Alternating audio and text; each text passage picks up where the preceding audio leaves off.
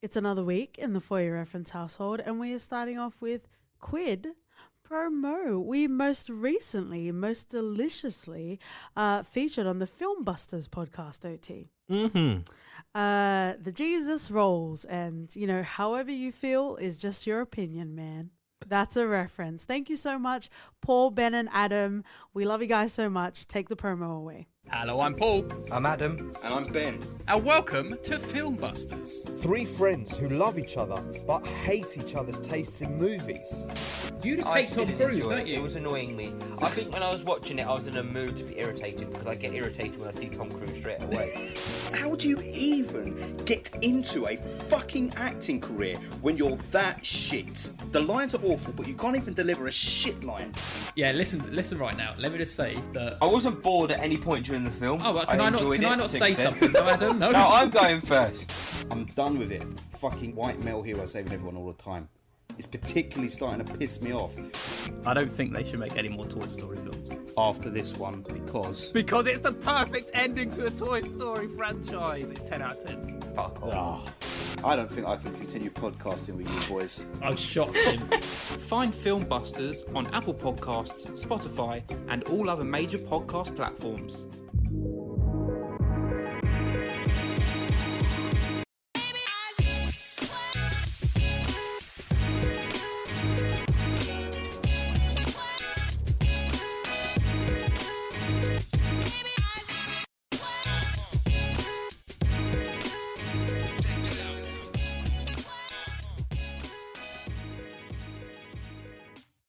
Howdy, friends and lovers. Welcome back to For Your Reference. You got your host, Katie. And Dottie. And hold on to your screaming daddies because I'm upset. This. Good job, Miles Teller. Thank you, OT Simmons. This week, we are unfortunately, I guess you'll see, diving into the film Whiplash. I was going to give it a ho, but I didn't think it deserved it. Let's quickly get into the stats before we unravel. Came out in October of 2014. If you didn't know, this was actually a short because there wasn't enough funding to make the film. And then it got a lot of notoriety and it won an award at Sundance, and then it got the funding for the film. So, budget. $3.3 million. This is Blumhouse. We've covered Blumhouse, Upgrade, Get Out, are better examples, but you know, it's the model of Blumhouse, right? The cumulative worldwide gross was OT, $48.9 million.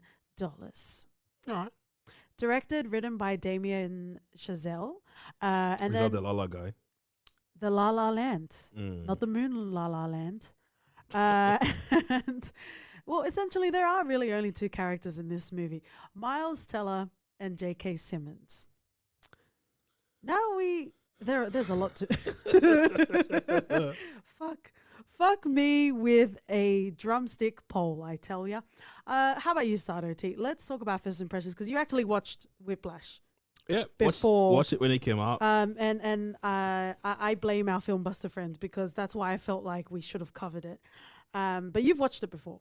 Yep. Right? This is your second time? Yep. Okay. Did you watch it when it first came out, and what did it feel? How did you feel, and how did you feel now watching it again? I pretty much felt the same way watching it the second time as I did the first time. Okay. Which was? It's all right. People really love on it, and I get it. Do you get it? Sort of. It's an okay movie with great acting from J.K. Simmons. Although the abusive relationship in it all, like it's a fun movie. That's all I have to say. In my like watching it the first time, I was like, what if I could now just watch at the end? Albeit some moments which I had in the movie, they're like, okay. But then the story-wise felt a bit non-existent. Where? Where? I did not see it anywhere. How dare you? I'm not sure character development is what they really would term as character development. For who? Jesus. But, well, people love it because... This is not for your people. This is for your reference, OT. Who the fuck cares? How you feel is how you feel. We're not even talking about the masses out there. Unless you are one of them, which, whatever. I'm not the masses, and I try to sort of indulge myself in a lot of things. Oh, my. And this just didn't strike the chord that it did with a lot of people out there. Nice. I like the wordplay. I appreciate that. It's been rated like 90% on Rotten Tomatoes for both critic and the audience. Yeah, 93 and then 94 audience. And then interestingly enough, I just wanted to pull it up because I was getting pissed off. And if you fucking loved Whiplash, then let's be mature and have a real conversation about it. If you didn't like it, you're going to enjoy this episode, I'm assuming. But anyway, the point is I pulled up Get Out because I wanted to see what Get Out got because I wanted to rage against the world. But Get Out is pretty much in the same ballpark. You got 98% by the critics and then 86%, which I guess can kind of make sense because social commentary, especially between Black Americans and white Americans, is a thing, right? But the audience score was around 70,000. So it's kind of sitting in the same sort of sphere, which I don't think it should be, but you know, at least it's not catastrophically rated higher than Get Out. But continue. And I could see why people would see through this and think, wow, I've just watched something different. And it won an Oscar. Yeah, it actually won 3 Oscars. There you go. If you're surprised, you are in Katie's company. Best performance in a supporting role, J.K. Simmons. Mm-hmm.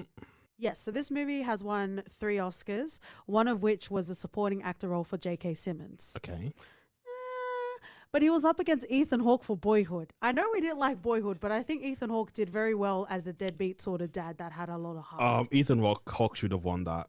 Yeah, I think this is just going to be us taking the attention away from Whiplash. That's the episode today. So strap in, friends and lovers, or strap on. It also won in film editing and also sound mixing.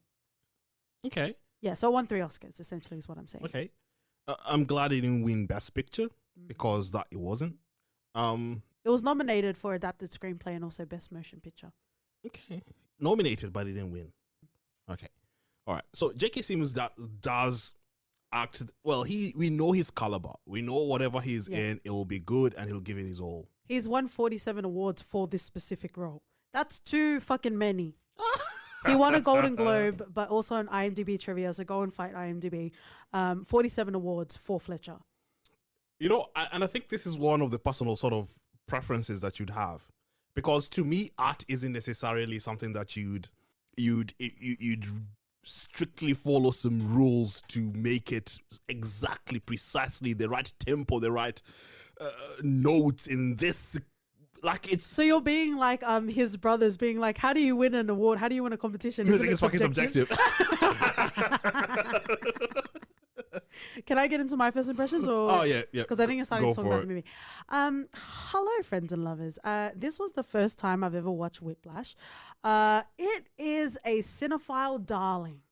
If you are privy to the hashtag film Twitter, Whiplash is almost always a very prominent feature in people's top 5, if not top 10 film lists. Right? So I'm like, okay, cool. You know, whenever I feel like I need some quality, whenever I feel like I need some substance, this is where I can go.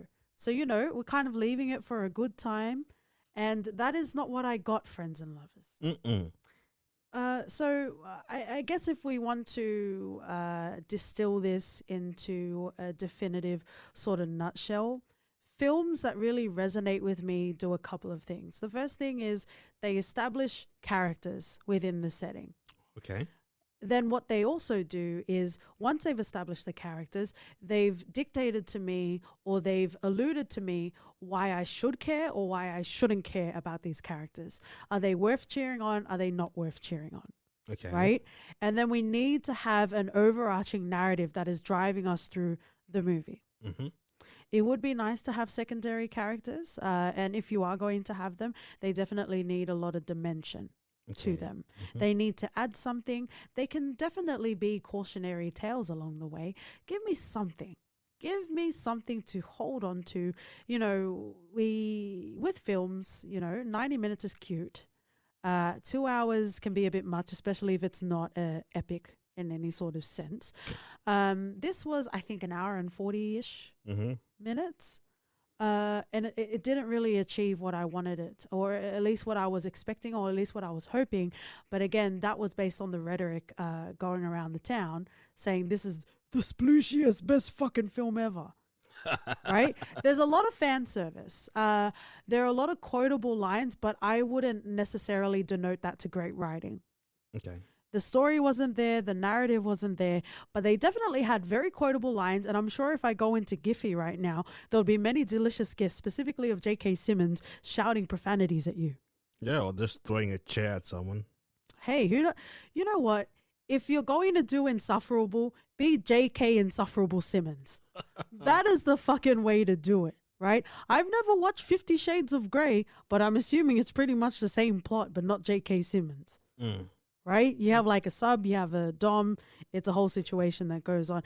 But just overall, this was not something for me. But also at the same time, even if it's not something for me, usually if it's good enough, I can still find places of refuge and places to resonate. Right? This was like Uncut Gems light. There was so much clashing and shouting, and I'm sure people get off on that, and I'm sure people love, just jerking it to it. I'm sure people enjoy that, but that's just not my jive. I'm just not into that. By the way, we do have a Patreon exclusive Uncut Gems if you do want to hear us talk about that, but it's pretty much similar to what we're saying now. And it also reminded me of Breaking Bad. How so? Breaking Bad had a lot of bravado. It also had a lot of quotable lines, but the story and the character development never really took off from Breaking Bad. So this is for all of the I'm gonna call you out, bro. Nah. Get in the ring, bro. Nah, that's this where is, you no, just no. You made your point Hey. invalid the minute you said that. I am KT Simmons. You were going to sit there with your bloody hands and take it, you Red Wing warrior. Breaking Bad, it's all of the yo-ho, all the bros. Yeah, oh, yes, science, Walter White. You know what I mean? Like, it's just there for fan service. There was a lot of fan service that I felt like was in this movie that you're just going to chortle and giggle gaggle about with this movie. But where is the substance? Where is the anchorage of substance in this movie? The journey from Walter White to Heisenberg was epic. Cute. And whatever happened in between and how we were taken to that journey through his fucking eyes was something that I sincerely haven't watched in TV before. Okay, but it took like 300 hours for him to get there. Because it was a bloody long journey. Cool. like I said, feel free to cover your own Breaking Bad podcasts, but I'm just not saying. I. I'm just saying. But do you understand what I'm trying to say? I understand what you're trying to say. It's kind of like very fanboy Whiplash. And it's kind of like the same way people love Breaking Bad is kind of how I feel like okay, friends and lovers, if you love Whiplash and you don't love Breaking Bad, please DM us. If you're going to get very angry, email, because OT looks after those. But anyway, those are my first impressions for Whiplash. Again, I told you guys, this is what this episode's going to be about. But it also doesn't mean that we can't have a tantalizing discussion about the movie. Mm-hmm. And, like vultures, we will pick at the bones and whatever's left. Yeah, for sure. Okay. Even though J.K. Simmons is in a supporting role, he's really the only one I want to talk about. But I think we should definitely focus a bit on Miles Teller. Actually, before we talk about his character, Andrew, is there anything you want to say about Miles Teller as an actor? I don't mind him. Yeah, but do you yearn for him? You talk about yearning. Do you yearn for him? Not necessarily. Do you remember he was in Fantastic Four? Yeah, but then again, I'm not a teenager, so maybe the teenagers Yeah, but out you there watched yearning it. for him. Yeah, I did, but I didn't watch it to yarn over Miles Teller. Is that your merch? Is that the merch you're going to sell on? Yeah. For what it's worth, I think he did a good job acting in this. Okay. It's just that the story was really light. And if they're calling this a fucking jazz movie, I wouldn't even really call it that. When I think of jazz, it's I fucking think, not. but I think more like saxophone. Like I don't really think No, it's not even about drums when I think- instrumentations used. It's just the onus wasn't on the jazz more than the journey it took to portray Miles Teller to elevate him into an artist or one of the greatest artists there is. And through that, we see J.K. Simmons come in and his Yeah. perception of what an artist or what it is to push a regular person beyond the line to make him that great artist. And to him, it's fucking Arby's howling at them, making their life insufferable, because that's what it takes. Because he has this fucking story of a young jazz player who got howled at who got laughed at in a concert. And he practiced every day, and that's his mantra. So every fucking day I come to teach, I'll make their lives fucking miserable because, hey, it worked for one person. Then I'll just, it's ridiculous. It's offensive. You're offensive. And for him to make it as if he cares, he doesn't. He fucking doesn't. And then when he had this whole sob story that, he was one of the greatest people that I taught, but he had an accident. The first time I watched it, I was like, bitch, please. I know you're the reason for that shit. Yeah. And soon enough, we saw that, didn't we? Yeah, we did. We saw that the kid developed some serious mental issues. Look at OT coming with the receipts. Developed some serious mental issues because of him. Yeah. So I agree. now, we're being told, hey, come and enjoy Whiplash because it's a fucking great jazz movie. It is fucking not. And this David Hulapalash, whatever his fucking name is, Lapalash. did the same shit with, okay, La La Land is a completely different sort of monster, which we're not even going to go with because you know how I feel about that. Yeah. So, I just don't think that they went through some serious major life issues so trivially that I was like, what the fuck? Yeah. They covered suicide, depression, like there was some throwaway things. It like, was surface level it's what shit, makes yeah. an artist an artist. Yeah. I'd rather fucking die at 34 because, yo, mate, they'll talk about me in their 80s. Instead of being 90 and rich. Yeah. That was very presumptuous for Miles Teller to think he would be rich. And I love how you gave me the plot instead of talking about Miles Teller's character.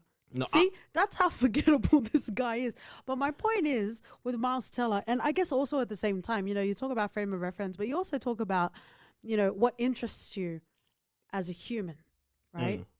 I don't really understand music, especially classical or orchestral sort of music. Again, see, this might not even be orchestral, but that's what I think it is. So I don't even know if his drumming was good or not. But I have a question. If you're good at playing the drums, is it normal to be bleeding? It's not like a kung fu movie where you're punching grains of sand to strengthen your knuckles. So I feel like, was he good at being a drummer? Is it normal to bleed? No, it's good. He was good. He was good and he pushed himself. The bleeding symbolized that he pushed himself harder and pain wasn't a barrier that would make him shy away from what he wanted to achieve. If you're doing it for hours and you're bleeding, then it's not a good sign. And It's that a sign applies to that everything. He's bloody practiced. You could pluck the guitar until your bloody fingernails fall off. But Are you working on a screenplay, OT? oh yes, yes I am. It's called Lip Wash. It's gonna win an Oscar. Or a Mosca.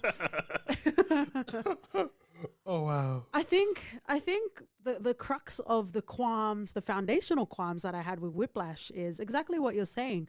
A lot of the themes that were not even explored, a lot of the themes that were introduced into this movie were surface level. And they never really resonated and they never really attached themselves to a specific character, which is the downfall to Andrew, right? Because you see him literally putting his blood, sweat, and tears into mastering drumming, right? You can see he's really trying his best, but the agony that he feels, the triumphs that he feels, I'm not necessarily feeling it because they didn't give us, we don't even know who he is as a person. We don't Oh, need no, to- no. We know he's a crap dude.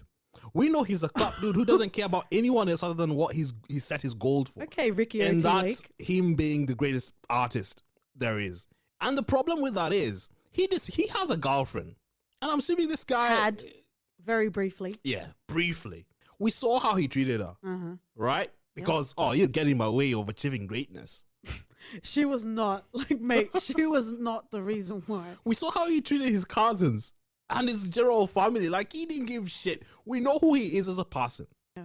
They laid it out for us. If you want to care about Miles fucking Teller, Andrew, in this, No, but you have to care. It's not like it's presenting reasons why you should oh, care. did it in whatever moment while you ever emotional watching this movie? Because I wasn't. Dude, I'm agreeing with you. Oh, good. I just felt you're coming at me, and it just felt like, oh, mate, we should be saying the same thing. Mate, if you want to go toe to toe with the champ, we can find some. There are many things we can fight about, but I'm definitely not fighting with you about this. But it's exactly what I'm saying. He didn't really. Yes, it's not necessary to know what he had for breakfast, but it's important to know what's motivating him. Right? Andrew, Miles Teller's character, Andrew, he's not working in an office drone sort of life. He's not working 9 to 5. He's not working at a diner. He's not just working to pay the bills. He's working for his passion, right? And to have such a passionate person that's working so hard, but not really get any sort of inklings as to why or what the motivating driver is for them, it makes it very hard to latch onto that character. There are things that you need to bring in your own toolkit to be able to relate to him as a character. And that is where I take qualm. I feel like, okay, I guess, and this is where I think the sort of, maybe the storyline, the writing wasn't as great, because we know J.K. Rowling. Oh my. we will not. Unless we're going to make fun of J.K. Rowling, she is not going to be mentioned here. So we see Fletcher. We see Fletcher inquiring as to why, like the background of why he's there. You know, how's your family? How's your parents? What does your dad do? Where's the mom? And this all seems so quiet. You know, okay. So why is he asking? Why is he acting all kind when we've just seen him torment a little kid a few minutes ago? Yeah. We later come find out that was his ammo to make him feel like crap throughout the whole session. Well, I knew that's what he did. Yeah. The first time I watched this, I didn't get it. I was like, oh, he actually has some decent human bones in him, but he doesn't. Just one decent bone. And I thought he was going to use it on the orchestra. To answer your question, what drives Andrew to be the best is him simply wanting to be the greatest there is. Boo! Garbage screenplay. Boo! Really? Really? And it's not so bad. Like, when you're younger, you'd be like, oh, no, I'm not younger. Be the greatest. Okay, Naruto. No, this is a proper screenplay written by a proper adult.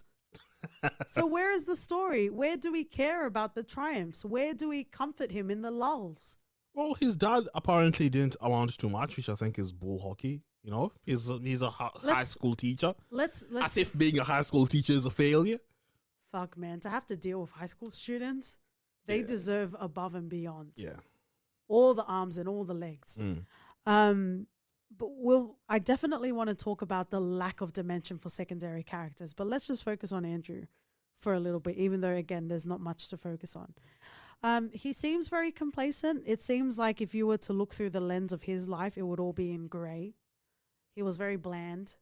He was very dull. It was very surprising that he would do something that required so much of his time and so much of his talent, I suppose, if you want to say. But there weren't any sort of, there was no sort of moment watching this where I felt like I was rooting for him and I was happy for him. So when you have, we're deep in it, guys. Spoiler. I think I just gave Whiplash with the spoiler because we're kind of deep in this. But when we had moments of perceived triumph, like when he tackles Fletcher, the first time when he's going to the car rental and he forgets the drumsticks, when he first tackles Fletcher, I guess, he's been abused by him, verbally abused, actually, no, physically abused as well. I guess you could call that a moment of triumph, but because I didn't care about his character, it just felt indulgent to me. Yeah. It felt very indulgent.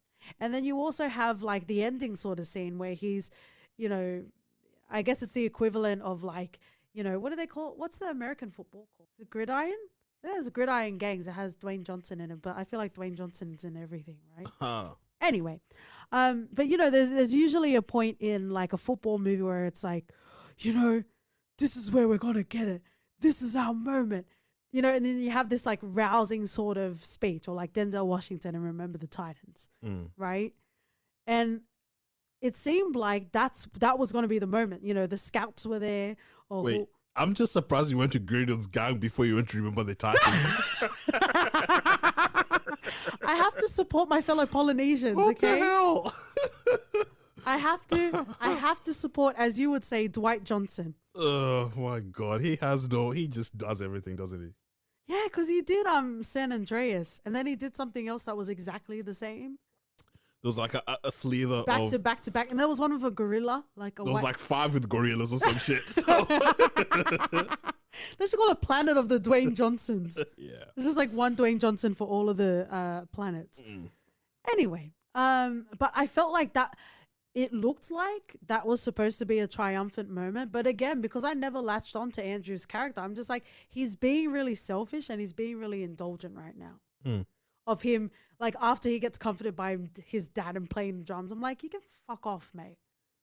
Like, don't you think about all of these people in the JVC that have been working hard, and you have to put a spotlight on you because you're so important and you've been hurt? How about you just fuck off and go and live on with your life? Okay. I think that moment got me sort of differently the first time I watched it. Okay. I think I got chills watching the last scene.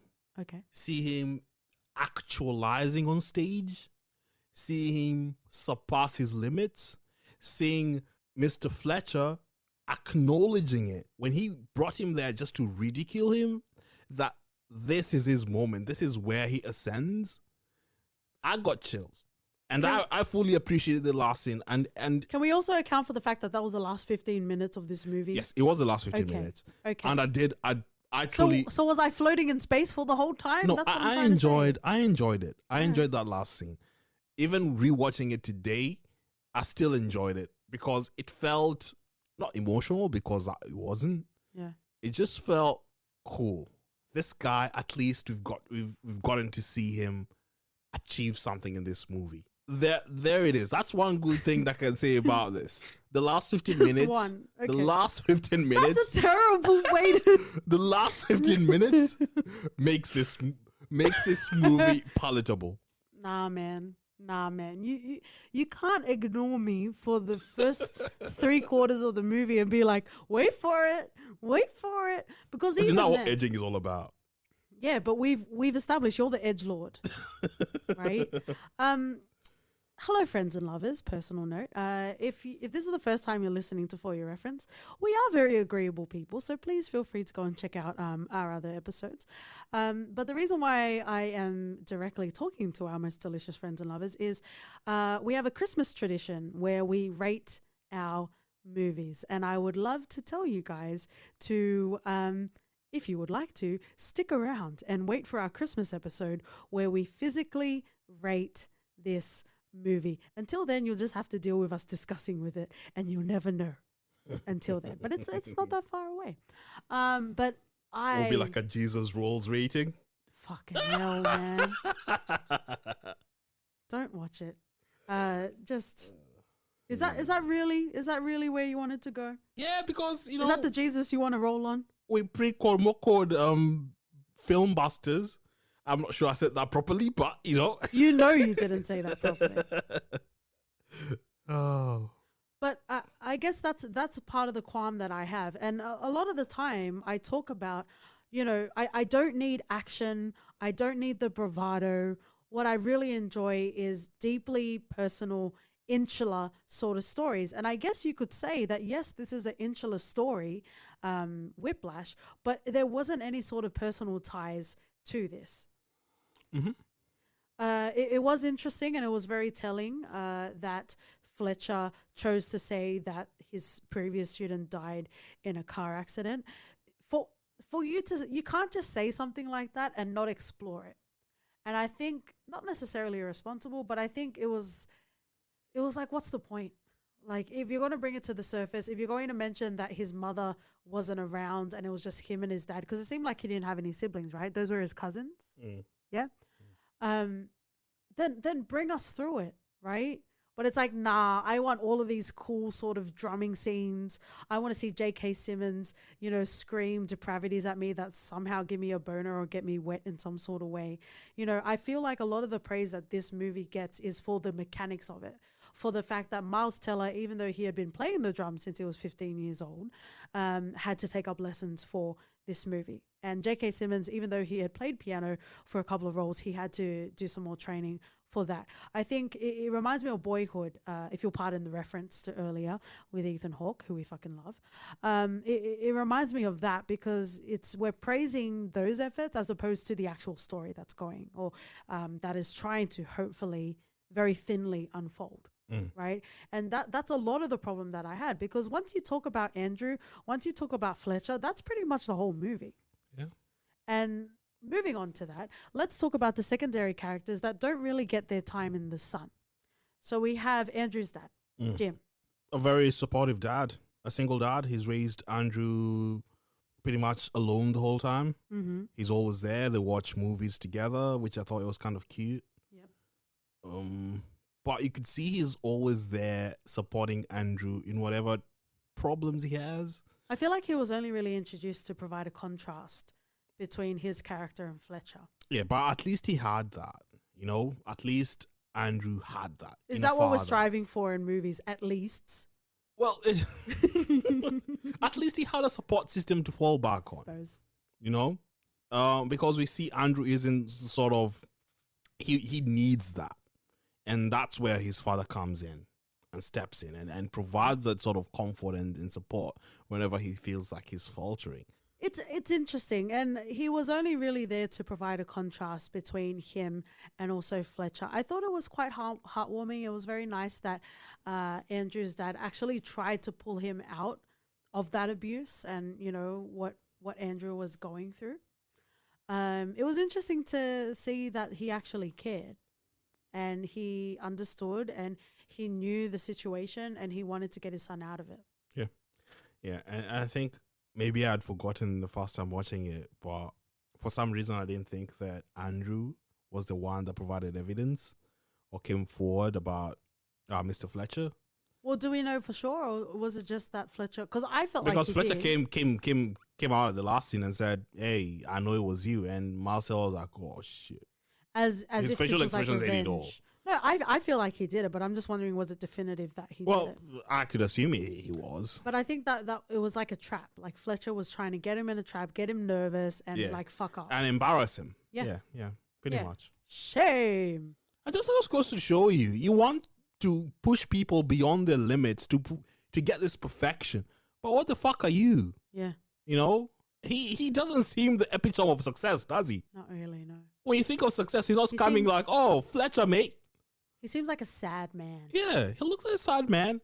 And who has no one in his life because probably he's pushed them all away. It would have been interesting to get a dynamic, like you said. You said that would have made a far better movie if we got to know Fletcher a bit more, rather than the facade he brought into class. But Because if that's If the facade is Fletcher going home and, you know, tickling his pickle to pictures of himself, I would believe that. I would believe that too. And isn't that what we all do? Mm. Isn't that how we pay penance in this world? Yeah, because we see moments in Mr. Fletcher's interactions with other people that display he's not inherently like this all the time, and that because when he saw him talking in the hallway with the kid and the dad, and he was like all cute and nice to the family, Yeah. even hugging the bloke, I was like, okay, that seems a bit out of character. Or was it? Well, even when Because we don't fucking know, do we? even when he was playing the piano in the jazz club, right? Yeah. Like he seemed very kind and gentle there. He seemed kind and gentle, and even talking to Andrew, he invited him to do the JVC thing. Yeah. But then again, we found out that was all vindictive. So what exactly is he in this? I have no idea. Who is he as a character? So what drives him? Like, did he want to be one of the greats and something just stopped him? Because one of the final scenes is, I think is when they were in the club after Fletcher had played the piano. You know, they were having a conversation and Fletcher was essentially justifying his violent sort of behavior, right? Not sort of, his violent He behavior. is justifying it. Yeah. Yeah, and he's justifying it, and he's saying, you know, sorry, I'm not a, I was going to say magician. You could be that too. I'm not a Oti, musician. don't discriminate. I'm magic in all the places that you need me, my love. But I'm not a musician, so I don't remember. I'm just going to say Craig David. Fletcher said, I'm not Craig David, or they won't be Craig David, but when they wake up tomorrow, they're going to practice until they're Craig David. I love Craig David. They're gonna practice for 7 days, and they can fill you in, Oh, wow. right? And they can tell you what's your flavor. I'm trying to think of a Craig David song right now. If you can't think of one, then I'm walking away. Oh, shit. He did one with Seal, didn't he? Not Seal. Sting. Sting. Oh, shit. What was it called? Do. And this is why, motherfuckers, we are not a music podcast. Thank you for exposing us, OT. All right. Katie Anyway. Fantano. All right. Take it away. Love Anthony Fantano. But the reason why I bring this up is maybe he realized that he wasn't going to be one of the greats. Something happened to him. Who hurt him? I guess is the question, because something made him the way that he is. The fact that he enjoys and he indulges in insulting, budding, starry-eyed, rose-colored glasses sort of musicians says a lot to him as a person and his failings and his struggles. But again, a lot of that is assumed because we don't know that for sure. Yeah, true. We have to bring our own personal frame of reference, our own personal experiences, our own toolkit, and apply it to what we think this might be. Right? I don't even know if he was human at all. He was really a caricature of whatever the story needed him to be. Yeah. Yeah, maybe it's a person Mulder and Scully needed to find because the truth was out there, mate. You know what's really interesting? Maybe this would be a good story, but it just wasn't the right medium.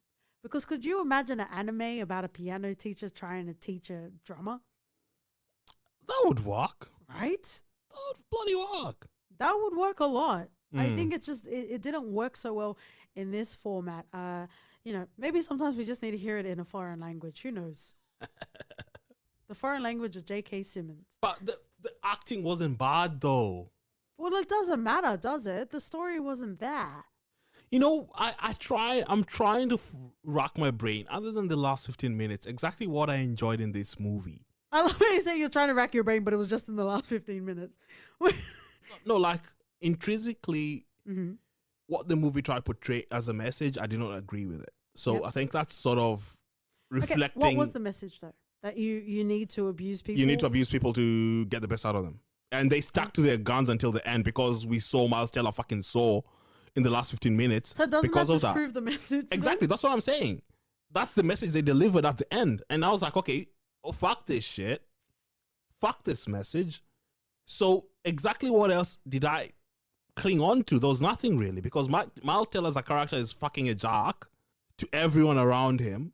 I feel like he didn't have enough dimension to be a jerk, though. He was a jerk to the girl. He was just like... I felt when there was the scene where he was telling the girlfriend exactly why they couldn't be together. I thought it was a joke. I thought it was him practicing on what he was going to tell Mr. Fletcher. Yeah. That I cannot be in this band anymore, because prior to that they had an altercation. I thought, okay, he's practicing on what he's going to tell Fletcher after that. But no, it's not. He was actually saying those words to the bloody girl. So many things frustrated me in this movie. A lot of things. I didn't have any emotional pull to the characters at all. No, because there wasn't anything to pull. I'm serious, but that is funny. And even them sort of explaining away what all the two other alternate dramas falling away. Just nothing. Like, I would not be in his class without sort of hobbies, and I guess that's in his reason. He's not meant to be great anyway, so piss off. Let's talk a little bit about it, because we're not really going to release an episode of The Last Dance. We talked a bit about it in our Patreon episode, but yeah, recap. Oti said, "Oh wow, Oti's recaps." Oti said, "Save The Last Dance." No, I'm talking about The Last Dance with Michael Jordan, motherfucker. Sorry, I just had Last Dance and I went with Julia Stiles, mate. I think you referenced that in Bad Boys, because we were talking about great soundtracks. Yeah. Oh, forgive me. All right, take us to the Jordan land. Do you have like a secret podcast that I don't know about? I actually do. Damn, dog. Can you focus? I'm talking about I'm talking about savants. I'm talking about mavericks. I'm talking about the greatest of the greatest. right? Michael Jordan being one of them. Mm-hmm. He was a fucking dick to everyone. Mm-hmm. So I obviously I don't condone abuse, but I do see that in order for you to be better than everyone else, you kind of need to hit above a threshold. Mm-hmm. And I think it's just in our human nature, if we're comfortable, we're not really going to grow. We're not really going to extend ourselves more than we need to, right? So I think a lot of the driving forces to push you to be great are things that push you out of your comfort zone, Okay. which you know can become detrimental to you as a person. You might be an amazing athlete, you might be an amazing drummer, but the fragments of who you should be as a holistic person is not that. And I guess that's what I'm driving at, because there was nothing aside from him wanting to be a drummer, but even him wanting to be a drummer was quite vague and superficial. Putting someone's passion as wanting to be the best is fucking lame and weak. And it just shows that you didn't have any sort of thought process as to what it would drive this character to want to be the best, other than, oh, I just want to be the best. Yeah. That's the kind of talk you do when nothing is really coming your way in life, mate. Yeah. You're still naive. You're still a bit, what is it? What's the term? Green? Green behind your ears? No, wet behind your ears. If you're green behind your ears, you should consult a doctor. Oh, that makes more sense, doesn't it? Unless you're fucking Mark Ruffalo and you can fuck off. Maybe that's why I was going with it, because I was thinking of Mark Ruffalo when I was talking about that. That is a big Succession. Fuck off. I don't fucking care about Mark Ruffalo. Feel free to tweet me. Or not, because I will fight you. Wow. Andrew. How I never knew ye. There was nothing to latch onto. There was nothing to care for. And it's just there for fan service. I don't see... I try not to read too much about the reviews before we do an episode, because I don't want it to cloud me in any sort of way. The wine does that, and OT does that enough, so I don't need the reviews to cloud me. Remove J.K. Simmons. Miles Teller is forgettable, so you can keep him there. But what else do you have, sir? Nothing really. This is not something that I'm going to have to force people in my immediate circles to run out and see it. The funny thing is, for the longest of time, you've asked to watch Whiplash. Yeah. And I've always been like, yeah, not now. Not now. And for this sport, I was like, okay, let's do it. Let me get in the mood. Oh my. And then, you know what? What I remembered, or what I thought I remembered, was exactly correct. Which is rare. Which is rare, to be honest. Regardless of how you want to look at it, Yeah. at the core of every movie is the story. Yes. And if the story falls short, regardless of the performance or whatever else you're clinging on to, whether you want to see yourself as a jazz lover, which any jazz lover, in my opinion, will not gravitate towards this. How about a jazz friend and lover? Maybe so. Maybe so. I dabbled in jazz way back as a kid. I listened to a lot, and this just didn't do it for me. You are really focusing on the jazz element. Because I went into this I really thinking, don't think it's like part of the poster. Are you sure? There's nothing about it that says... Is this the La La Land one? Maybe I'm confusing. His movies then, because I feel like those are big sort of. Ew, this is the best jazz movie ever. I'm like, what the fuck? It says exhilarating, astounding, but it doesn't say skibbity dee dap doo doo doo. Okay, maybe my. If I got that wrong. Oh, vomit. Sorry, can I read the top quote on this movie poster? Whiplash didn't just raise the bar, it electrified the spirits of everyone who saw it. Fuck you and suck off my clit. Wow. If abuse electrifies the spirit, if abuse makes you, because abuse actually made him better. Yes. If that's in this instance, yes. If that's the road you want to go down on as electrifying spirits, well, right, go ahead. This is a problem, OT. Does this mean that we watch stuff as it comes out? Or does that mean if we don't like it, we just don't cover it? It's not that it's not aged well because I fucking hate. I just thought it was all right when it came out the other time when it was No, released. but like you know, when the Joker came out, there was a time where that was when people would listen to the episode. Maybe so. Maybe then again, we're not the target audience for this. Maybe that's the thing. Maybe it's just targeting a different sort of demographic out there. Yeah. And if that's the case, fair enough. Because that shit just flew past my head. And it whiplashed ya? It didn't even live up with Whiplash. What if J.K. Simmons wasn't in this movie? Would there even be anything to say? I don't think there would. I think the casting director should have been given all the all the awards for getting J.K. Simmons into this and his performance. No, because it's fun. Like if you're J.K. Simmons and you got the script and you could shout calling people pigs and Happy Meals and all this fucking shit, like it would be fun. It would be fun to play this character. You know what made me cringe? What? Right at the end, when Andrew is getting into his beat, Yeah. he's drumming for his life. Oh my. And then Fletcher comes on and says, "Oh, what the fuck are you doing?" And Marcella's like, I'll cue you in. He goes on. At that moment when he realizes his bloody ascending, Oh, wow. he's ascending. It's like a celestial sort of experience. Exactly. He buys into it. And as if this is my creation. Yeah, I know. And then he starts bopping. I was like, fucking hell, mate. You didn't do this. He takes off his coat.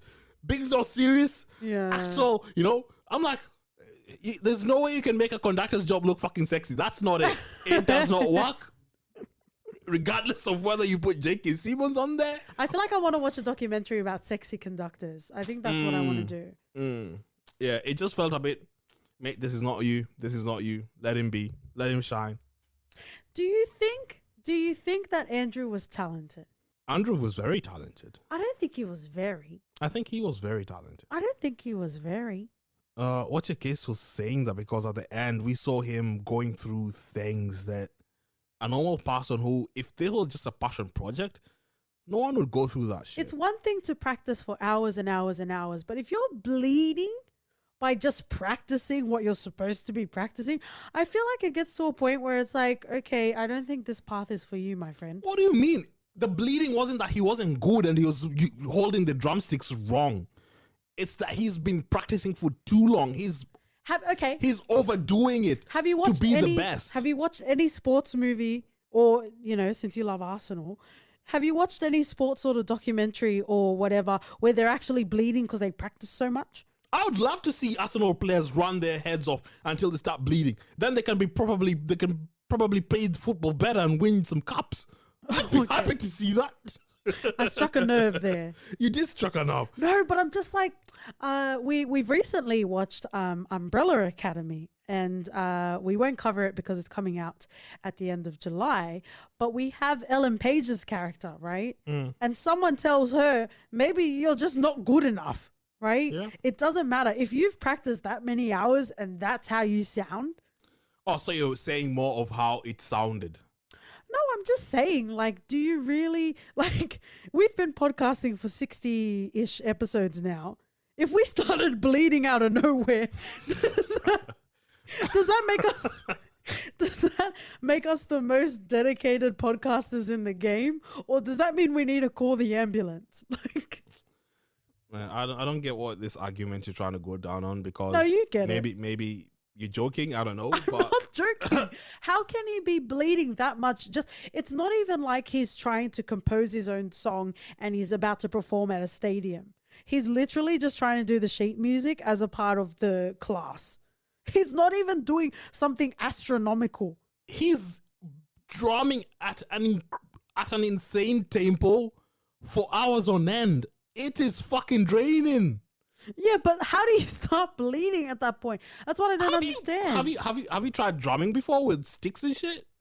I've tried it with other objects. No, because that shit takes a No, toll. because we went to Comic-Con, right? And there was full-on gaming championships. And you see those motherfuckers with their keyboards and their mouses. You don't see them start fucking bleeding. Okay, I don't know where you're going with this. I think No, you're I'm just joking, saying, because where- I'm not subscribing to this. Okay, you fucking fanboy. All I'm saying is, it showed his dedication. Pain wasn't an obstacle, and that's one of the things that you get to see that was special with Andrew. He knew that to be the best, he had to put the work in, and he did put the work in, and that was self-evident. And then to see him at the end, because we know he practices so much, he knew the sheet of Whiplash off head. At the top of his head, he could remember that, and he played that. So it's not that he's taking this shit lightly. He's practicing as hard and as long as it takes. And that's dedication for you right there. That's one thing you cannot take away from him. But you know, you can have like singers that they just have it. And then you just have singers that just sing to sing, right? That's all I'm saying. I'm going to back up off it, but that's all I'm going to say. Let's talk a little bit about him and the way that he navigated the females, specifically Nicole. The females. He did never get females. That's a Friday night dinner reference. If anyone caught that. Like I said, he's trash. On to you. Oh, you talk about it. Because- Over to me for the trash report. yeah. Okay. Yes, I can confirm that he is and continues to be trash. But that goes back to what I'm saying. I don't even think he was at the point where he needed to shut everything off from his life to become great. I don't think he ever would have been great. Wow. What? Do you want to go and tell the kids out there, you can do whatever you want? You can literally fly. Do you mean figuratively or literally? No, literally. That's a Key and Peele reference. He thought he was Fletcher's man. He thought he had the sport. So he was like, I'll be fully dedicated in this. I'll just cut off all distractions. Fair enough. But the way he did it was just, come on now. We knew the lady didn't exactly have a plan of what she wanted to do. And she wasn't the most driven. But fucking cares. It's college, you know? Your life is still, there's so much to laugh than that. So he really dumps her in the one of the worst possible ways. No, I get what he's saying. I'm very pragmatic. So I get what he's saying. He's just mapping it out and he's trying to avoid any sort of emotional turmoil. So I understand and I get that. It was more him trying to call her after time had passed. After time. That's more where I was like, really, bitch? Yeah, I'm glad she said, I'll try and see if my boyfriend... She was too nice. Yeah, Yeah. she should have just said fuck off. I would even have answered. Yeah. You could piss right off. I would find you the juiciest gif and I'll send it to you. I wouldn't even bother sending. I'll just be like, your phone calls won't be getting through me. Your number will be blocked. But it was interesting because then what else does he have? If he's not good at drumming, if he's not a savant at drumming, if he's terrible to his dad, if he doesn't treat women around him good enough, or at least Nicole in that instance, then what are we watching this fucking shit for? For the Whiplash. Yikes. Well, you can keep that to yourself. Is there anything else you want to say, OT? Not really. No closing thoughts for the court? It's an alright movie. It's not as good as what people want to portray it as, at least in my opinion. Yeah. Rewatching it a second time just solidified what I thought. My comedy, like Tracy Morgan, is like jazz. Oh yeah? Jazz that you laugh at. Are you gonna tell them how you gonna eat lobster? I'm proud as a peacock, baby. Mm-hmm. And that's how we save our negative episodes, by quoting 30 Rock. All right. I guess just generally, it's already been said, but you know, if you somehow fast forwarded through all of the gripes and all the qualms, He fast-forwarded the whole episode. like why would you even get to this point if you fast forwarded? Oh, for to hear what we recommend. You know what I also noticed? I haven't sung in this episode at all. That's how fucking annoyed I was. What would you sing? At least I brought some beats to this. Nope. I dropped some nice beats. No, but I'm saying you're not going to get... It has to evoke itself out. But generally, I don't get the hoop. And the hoop is to make me care about who the character is. And none of that happened in this movie. There wasn't any sort of substance to it. If you love it, feel free to scream it from the mountaintops of the Northern Hemisphere so I don't have to hear it. Right? this is, yes, it's not my cup of tea, but I can resonate with it if it gives me enough to latch onto. And this movie didn't do that. Let's finish off in the segment we call For Your Reference. OT. You know what I'm going to recommend, Katie? Uh-huh. Trey May. Ooh. It's a HBO show with Randall Pierce. And our cool Lester Smooth. Watch it. If you've not done that before, don't miss this opportunity. This is a first in the For Your Reference podcast. I'm going to reference shit that I don't even like. Which is quite fitting because I didn't fucking like this either. Oh, wow. I coined Whiplash as the Uncut Gems light. So, of course, I'm going to reference Uncut Gems. I felt like a lot of the time the shaky camera was just reacting to J.K. Simmons being a fucking dick. Like, just trying to run away from where he was. So I would recommend Uncut Gems if you enjoyed it. I personally didn't. And again, feel free to come and talk/fight with me about that.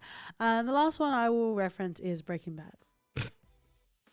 For reasons. Wow.